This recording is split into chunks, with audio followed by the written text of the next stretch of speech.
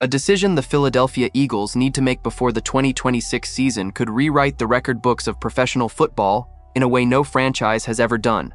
My friend, this is not about a quarterback. It is not about a wide receiver.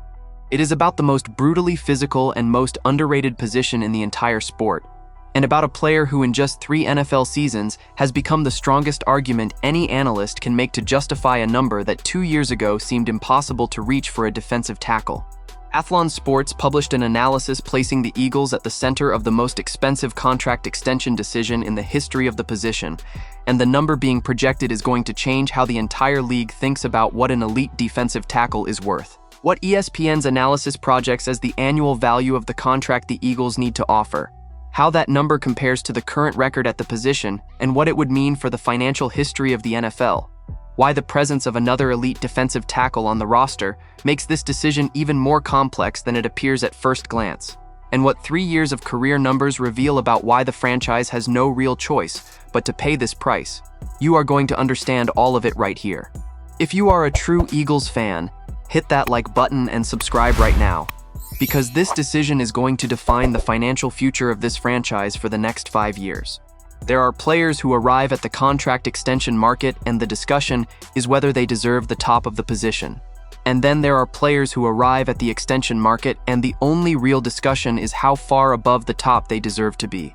The Eagles' defensive tackle who is about to become the highest paid player in the history of his position does not need any contextual analysis or circumstantial argument to justify that status. The field made the argument for him over 3 years. That player is Jalen Carter. Athlon Sports, citing ESPN analyst Bill Barnwell's analysis, projected that an extension for Carter would come in between $32 million and $35 million per year. To understand why those numbers are historic, you need to know the current record at the position. Kansas City Chiefs defensive tackle Chris Jones currently holds the highest annual salary ever paid to an interior defensive lineman in NFL history, at $31.75 million per year. An extension for Carter at the low end of Barnwell's projection, $32 million, would already be enough to surpass Jones and establish a new benchmark. Any number above that would be a historic record by a substantial margin. But why does Carter deserve that financial status? The answer lies in the numbers he accumulated across the first 3 seasons of his career.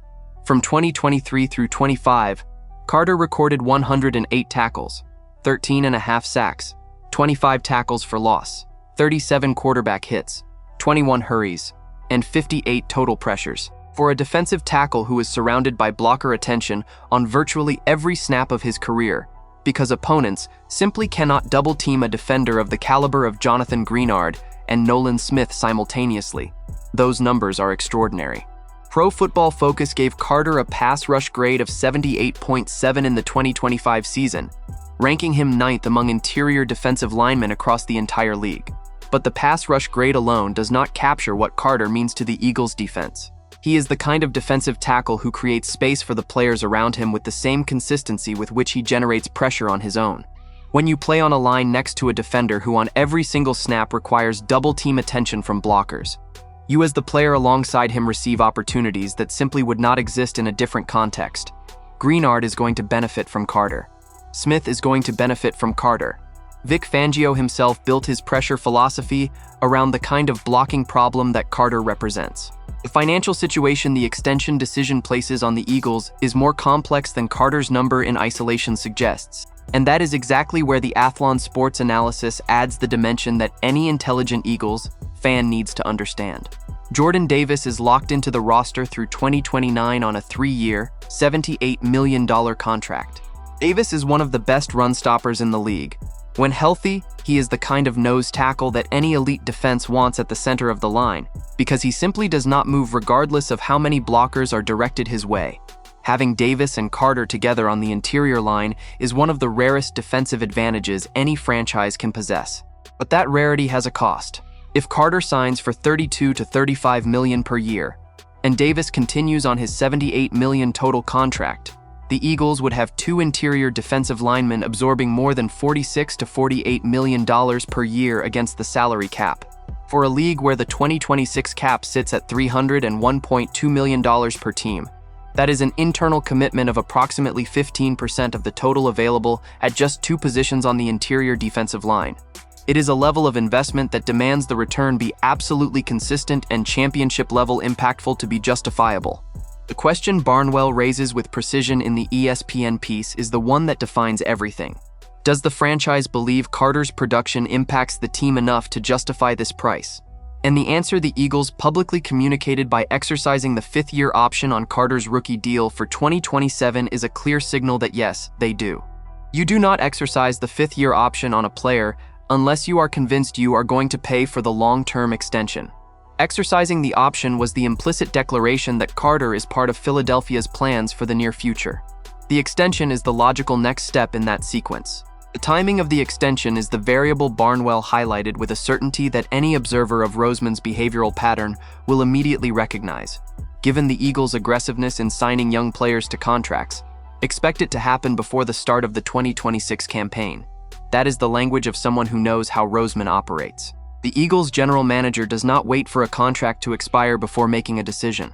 He identifies the player he wants to retain, calculates the worst-case financial scenario, and closes the deal before uncertainty becomes a problem. With Carter, the worst-case scenario of not closing the extension is a defensive tackle potentially commanding $35 to $40 million per year on the open market in 2027, with multiple teams competing for a player that every franchise in the league would identify as the defensive difference maker that exists nowhere else. That is the situation Roseman is not going to allow to happen if he has control over the process. The question any honest Carter extension analysis needs to answer is this. Is the difference between Chris Jones's $31.75 million and Jalen Carter's projected $32 to $35 million justified by the difference in performance and impact between the two defenders? Jones is a multiple Super Bowl champion, an elite defender for more than a decade, and one of the most dominant interior linemen the NFL has ever produced. Carter is 24 years old, in year 3 of his career, and has not yet reached the developmental peak that every analyst projects for him. But it is exactly that detail, the combination of 24 years of age with the production he already has, that justifies the historic premium. You are not paying Carter for what he has already delivered.